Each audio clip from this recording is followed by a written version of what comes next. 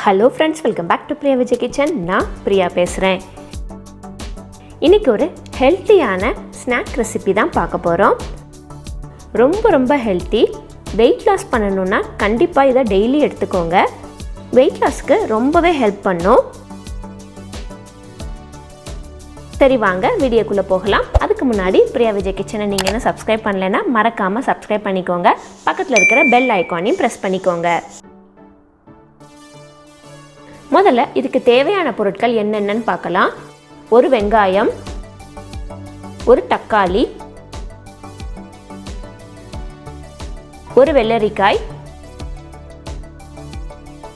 ஒரு சின்ன size carrot ஒன்று,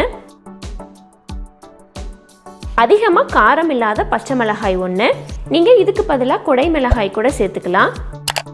அதுக்கப்புறம் ஒரு கையளவு கொத்தமல்லி இலை, ஒரு எலும்புச்சம்பழம். இது போக மீதி தேவையான பொருட்கள் ஸ்க்ரீனில் வருது.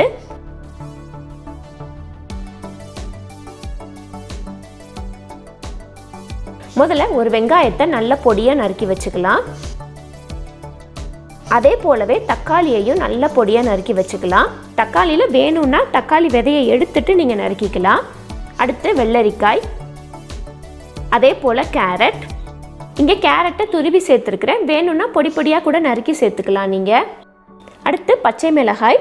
குடை மிளகாவாக இருந்தாலும் சரி, பச்சை மிளகாயாக இருந்தாலும் சரி, ரெண்டுலையுமே விதையை எடுத்துட்டு பொடி பொடியாக நறுக்கி வச்சுக்கலாம். அடுத்து கொத்தமல்லி தழை. இது கூடவே நீங்கள் புதினா இலைகள் கூட சேர்த்துக்கலாம்.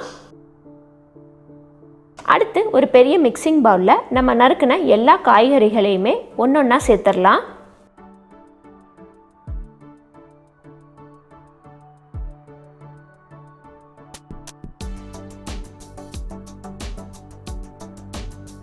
அடுத்து ஒரு பாதி லெமனை பிழிஞ்சு வச்சுருக்கிறேன், அதனுடைய ஜூஸை சேர்த்துக்கலாம்.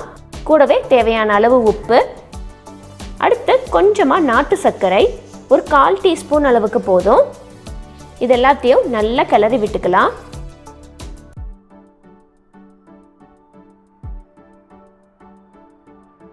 அவ்வளோதான், சூப்பரான ஹெல்த்தியான ஒரு ஸ்நாக் ரெசிபி சட்டுன்னு நம்ம செஞ்சு முடிச்சிட்டோம். இந்த ரெசிபியை உங்கள் வீட்டில் ட்ரை பண்ணி பாருங்கள். ட்ரை பண்ணி பார்த்துட்டு உங்களோட வேல்யூபிள் கமெண்ட்ஸை கீழே கமெண்ட் செக்ஷனில் மென்ஷன் பண்ணுங்கள். இந்த ரெசிபி வீடியோ உங்களுக்கு பிடிச்சிருந்துச்சுன்னா உங்கள் ஃப்ரெண்ட்ஸோட ஃபேமிலியோட ஷேர் பண்ணுங்கள். தேங்க்யூ. தேங்க்ஸ் ஃபார் வாட்சிங்.